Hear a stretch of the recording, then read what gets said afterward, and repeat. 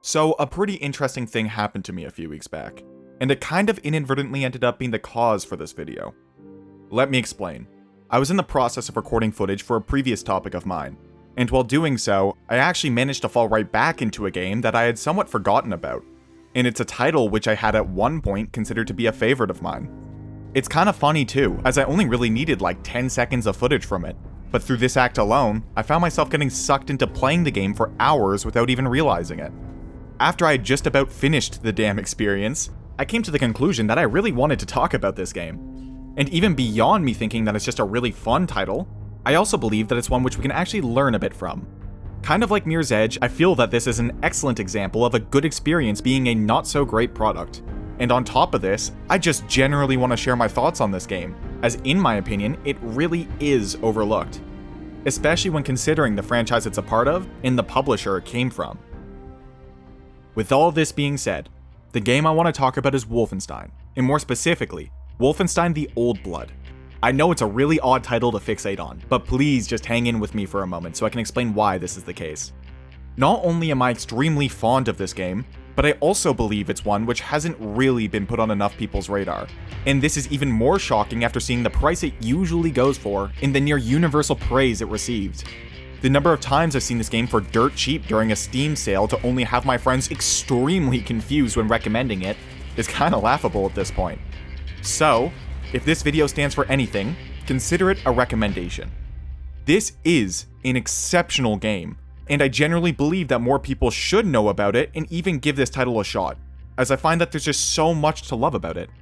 You know what? If for any reason you still remain unconvinced off this pitch alone, I'll double down, and even go as far as to state that I personally believe the Old Blood has one of the best campaigns of any FPS I have ever played. And even while this may not be a common sentiment, I actually think that this is one of the best entries this series has seen. It just does so many things right, and it remains narratively and conceptually compelling throughout its admittedly short runtime.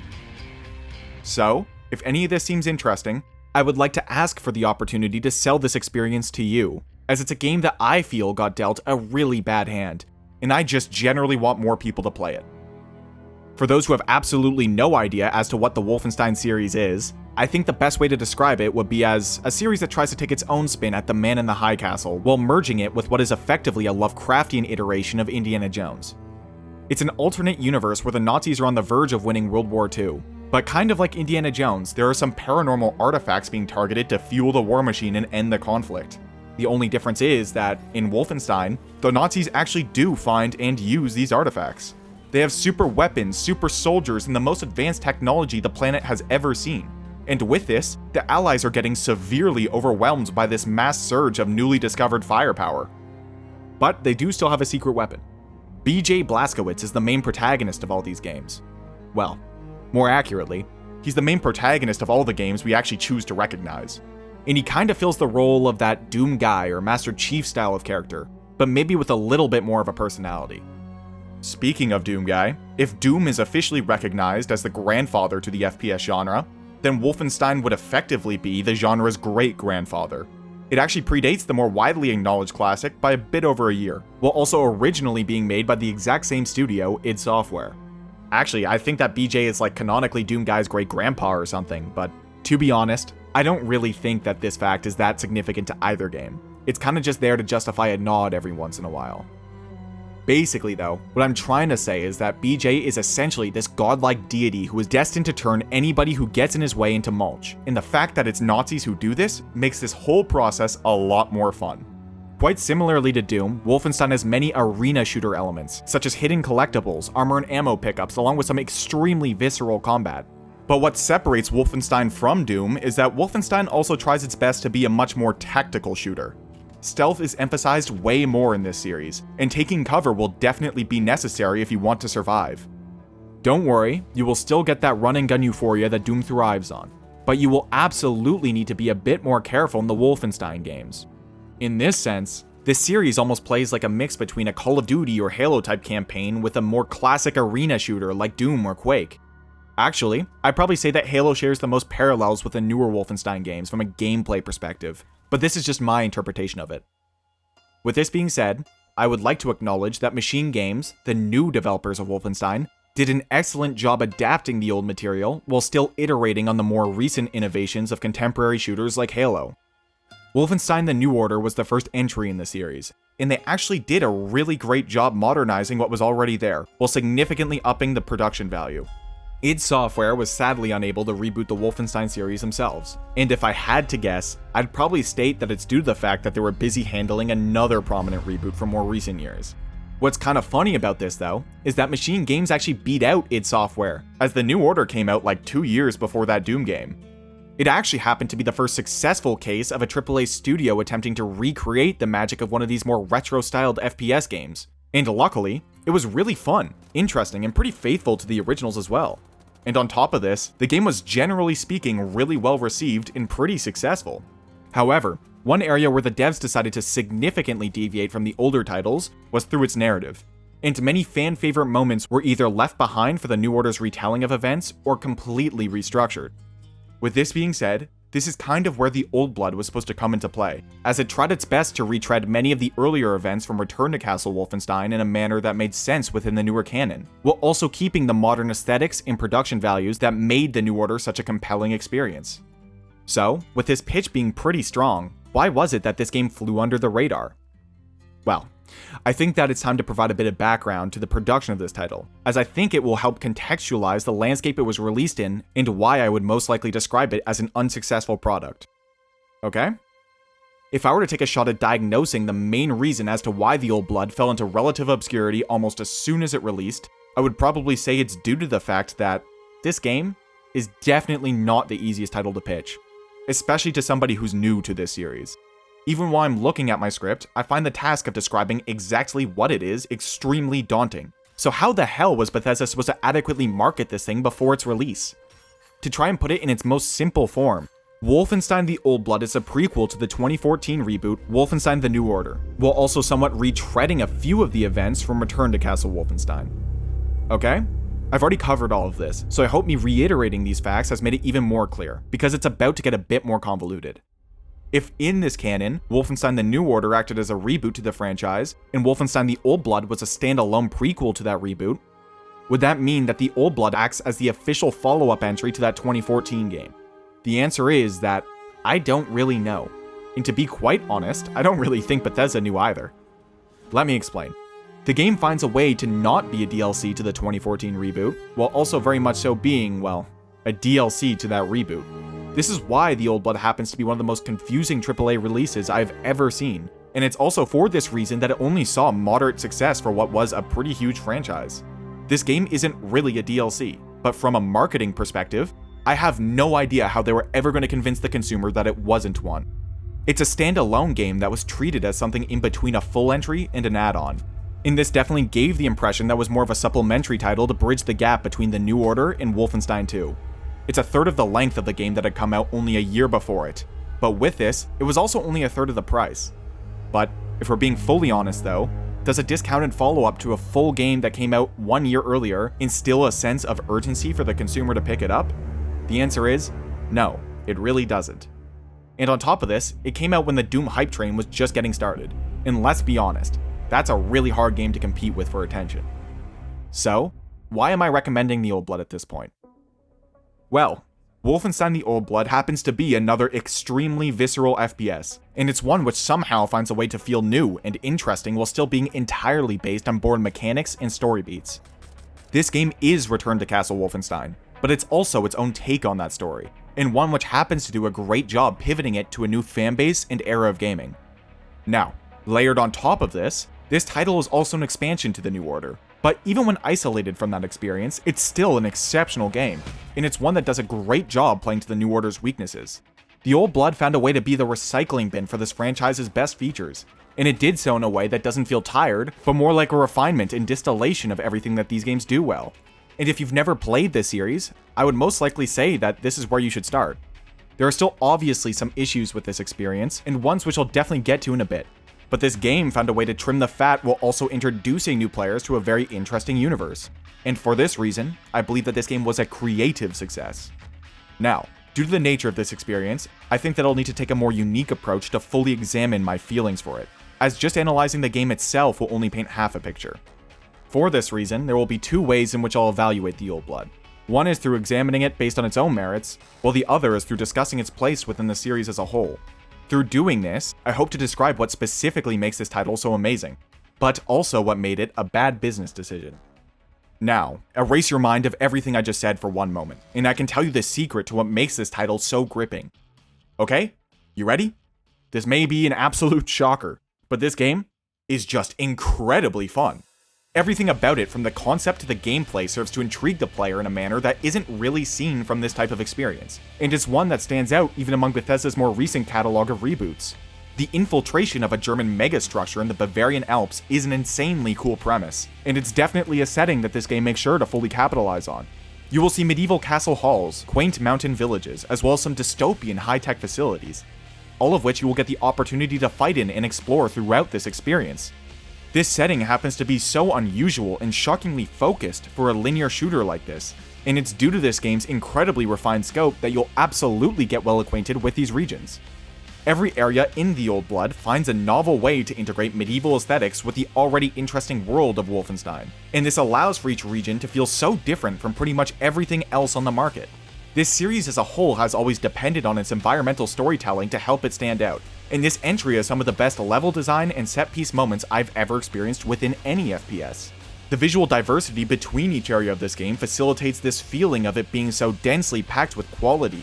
And along with this, there was never a single chapter from the Old Blood that felt indistinguishable from the one that came before it. This is why this game's kind of short length doesn't really bother me too much, as whether you're trying to stealth your way out of a prison cell or hijack a tram back to the castle village, you always feel like you're progressing toward a definitive end goal, while still exploring new and interesting regions.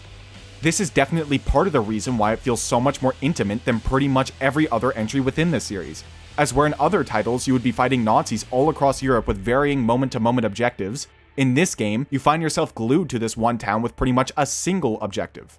Get the file for where Death's Head's compound is, and then get your ass out. This element allows for this game to feel so much more movie-like in its progression, as the Old Blood always found a way to use natural segues to progress through each chapter, rather than using disconnected mission briefings along with context-filled loading screens. It really allows for us to feel like it's more of a journey rather than a checklist of things to do. However, this is just one way in which the game stands out within the genre it's a part of, and if you've ever played Return to Castle Wolfenstein, the game's interesting level design and aesthetics will surely feel quite familiar to you. A lot of these set-piece moments, characters, and regions are adapted from the older title, and while they do look significantly better and are structured with much more continuity, they still may not feel that novel for somebody who is a bit more familiar with this series.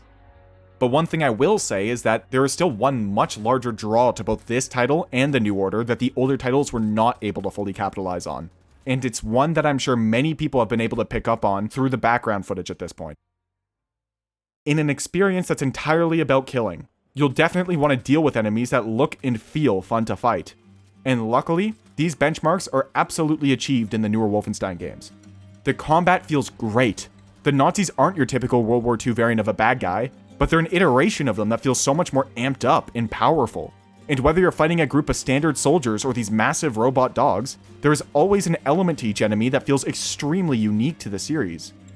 They are defined in a manner that feels extremely mechanical in their aesthetics, and this remains the case for pretty much every single enemy you fight. This helps to distinguish this series from other World War II shooters, and this franchise is definitely much more interesting for it. The standard soldiers are metal-clad and have Tesla coils on their backs, while the juggernauts are bioengineered nightmares that have chest plates and masks to protect them. Even the enemies that have pretty much no armor at all still look as if they were genetically enhanced in some twisted way. This allows for the player to feel like they are going up against an overwhelmingly powerful enemy despite the protagonist's own incredible abilities. Doom and Halo are also pretty great at this as well, but in Wolfenstein you always feel like you're the underdog despite your almost mythical ability to murder shit. Actually, let's focus in on that for a second. BJ uses many different weapons to kill, and all of which will assist him in his task of bringing down the Third Reich. But, with this being said, a few of them are really unconventional, even for the series. Honestly, some of the jokes about the pipe almost write themselves. But what I'll say is that each weapon in this game feels like it has a function. Are you looking to fight a tankier enemy? Consider dual-wielding a pair of shotguns or using explosives. Do you need to be stealthy? Pistols and knives will be the way.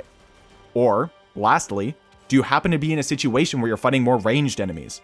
Rifles will definitely perform well in this. And sometimes, even turrets that can be picked up will help you out too. Every situation in this game can be tackled however the player chooses, but certain weapons are definitely better at certain things. And this is one of very few games where I actually found myself using my entire arsenal. One thing I will say is that all this freedom of choice for how you choose to kill enemies wouldn't matter at all if the process of actually fighting them wasn't fun in itself. And luckily, it very much so is. Every time you shoot an enemy, you start chunking away at their armor and limbs, and this visual response adds a reactive component to combat that makes everything feel so much more satisfying. There is something about the way that the gun kicks back and how enemies respond to getting hit that contributes to every action feeling so weighty. And it's this feedback that allows for the game to feel exceptional to play. Appendages end up flying all over the place when you're in the heat of a gunfight, and all of the guns look, sound, and feel incredible to use. You always get the impression that you wield a lot of power in these games, and this allows for the player to have moments where they feel generally unstoppable. Now, going beyond this, on the narrative side of this game, Helga von Schabs is the primary antagonist, and she is effectively a rework of the Helga von Bülow character from Return to Castle Wolfenstein. In both games, she's the leader of the SS Paranormal Division, and she always finds a way to be the embodiment of an evil rat in every iteration of her. However, in Return to Castle Wolfenstein, she was a bit of a side character, and while the newer game tries to expand on her character and make her a bit more interesting, I will say that she's not the best, nor most deep antagonist that the series has seen. Actually, of the 3 recent titles, she's probably the worst one. Now, to fully discuss this game's narrative, I will need to talk about a few spoilers, so consider this the spoilers segment. If you have any interest in playing this game at all, I would recommend skipping the next few minutes or so. The time on screen is where I will stop talking about some of the later portions of this game. So, go to that point or use the timestamp in the description if you don't want to hear about all this experience has to offer. Sound good? I've seen some people claim that the portion of this game where you're dealing with zombies is somewhat boring and cliché for a World War II shooter at this point, but I just have to flat out disagree with them.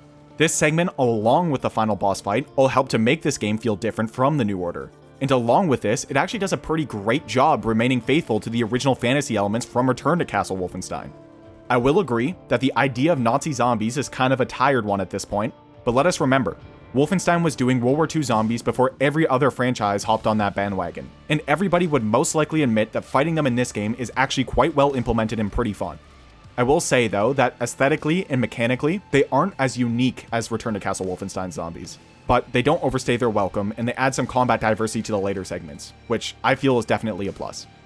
Also, in this segment of the game, you will meet 2 new characters, and very much so in Wolfenstein fashion, you'll have to choose which one you will eventually save. I will say that this decision felt significantly less impactful than the other times we've had to make a similar choice. Another criticism I will acknowledge for the later moments of this experience is that I found the final boss, while still visually and narratively compelling, to be kind of janky for this game's systems. I definitely got the impression that they bit off a little bit more than they could chew with this one, and they maybe should have just considered expanding on that original iteration of this fight rather than completely rework it. But this is hardly a deal breaker, as it's also pretty easy to look over that jankiness and appreciate what they were going for. Also, a bit of a tangent, but the payoff of watching Helga get absolutely destroyed by that ogre rather than watching her die off screen was quite swell. And that's it. I'm done sharing my thoughts on the spoilers. Now, I think that it's a great time to take a look at the bigger picture for a second and try to analyze this game's place within the series as a whole, as hopefully it can help provide us with some context as to why it failed. Does the Old Blood do anything majorly different from the title that came just before it? No, not really. All it does is try to present a different telling of Return to Castle Wolfenstein's events in the newer engine, while still trying to incorporate elements from the New Order's narrative. If the New Order was a game that did its best to bring back old fans of the series while still standing out in the modern gaming landscape, then the Old Blood was somewhat made as a game that would satisfy the fans of the game that had preceded it. It wasn't really marketed as an original title that could stand up on its own 2 legs, but rather one that added to the experience which had come out just prior to it. And when taking a look at this game's development, there's a very clear reason as to why this is the case. This title actually was initially envisioned as several smaller DLCs for the New Order, but was eventually merged and spun off into its own title midway through development. To be fair, there were meaningful expansions added to the original concept that Machine Games had, but generally speaking, the DLC stench still lingers on this final product. To be honest, speaking as somebody who loves this title almost the exact same as the full experience which did precede it, I do still somewhat get turned off by this feeling. When you're playing the game, you can definitely tell that the budget was much lower than the reboots. And it's sad, as I actually think that the concept behind this game could have been much more interesting than the New Order's if fully fleshed out. I love the 2014 reboot, but the premise of the old blood is just far more interesting to me. It tries its best to recapture the best moments from Return to Castle Wolfenstein, and I'm absolutely willing to die on the hill that this game could have been better than the one that preceded it with a bit more dev time. The length of this game does feel short, the collectibles aren't placed that well, and both the music along with the dialogue feel quite scarce when compared to other entries in this series. Like Mick Gordon could have cooked, but instead we have like 1 or 2 songs that feel like demos from the New Order soundtrack. If we're being fully honest here, there's definitely a reason why you can't find the Old Blood's music on streaming services where you pretty much can for every other game. I understand that he was busy cooking up on the Doom soundtrack, but I generally believe that this game should have gotten more time in the oven, as it absolutely could have justified being a full experience. Now, this is where I would like to talk about what is probably the saddest part from all of this. I stated earlier that this game does a far better job at introducing new players to this series than the New Order itself, but what I'll say is that I actually also think that this game does a better job at keeping the player engaged. While the New Order is excellent and definitely far more of a finished game than the Old Blood, I still think that that game loses a lot of steam after its crazy opening. The spin-off finds a way to slowly increase the stakes throughout the experience, and it remained consistently captivating in a way that the New Order just didn't for me. It actually does a really great job maintaining suspense, where its predecessor can sometimes feel like you're checking tasks off a to-do list to get to the good parts. This is why I would say that a new player should start on this game, as it's cheap, short, consistent, and requires no prior knowledge due to the fact that it's a prequel. It's almost like a prelude to the New Order, and if you enjoy it, move on to the full title that's next in the chronology. Honestly, if this title was dropped before the New Order, or fully developed and released with a larger gap between the two games, I actually think that it may have been better off for the series as a whole. But with the way it turned out, I kind of understand why some people thought this game wasn't worth it. It's quite sad too, as I also think that this game's release may have actually deflated the interest for a real follow-up. With this in mind, I think that we can start to question why their most recent title was a live service game, or why they abandoned the series for Indiana Jones. It just seems to me that the mismanagement of this game could have somewhat killed the series. And I hope I'm wrong, but I don't expect a Wolfenstein 3 anytime soon. This is all I really have to say at this point. Actually, this video was originally conceived as like 14 minutes or so, but here we are. And with this being said, I've greatly enjoyed yapping about this game for what is most likely well over 20 minutes at this point, and I hope that you've all found it enjoyable as well. If you're curious about my thoughts on other entries within the series, then I'll say that the New Order and the Old Blood are my favorites, and while the full sequel, the New Colossus, is still really great, I like it a little less than the first 2 entries by Machine Games. Something about the combat feels less weighty to me, and surprisingly, I don't really know why this is the case. It has all the markings of a better system, but it just doesn't really feel as good to me.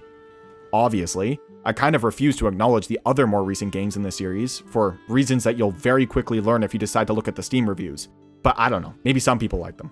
Lastly, regarding Indiana Jones coming out soon, I think that while it may seem like a very good fit for the Wolfenstein devs to work on something like Indiana Jones, I'm somewhat concerned as to how they will have those oh shit moments that make their game so good for a Disney franchise.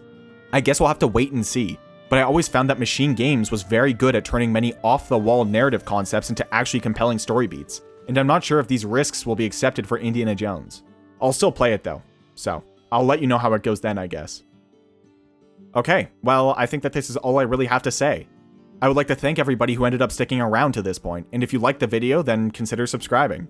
Just as an FYI for those who watched my last one, I'm still chipping away at the Dark Souls 2 script, and I'll probably have that out in like 1 or 2 more videos.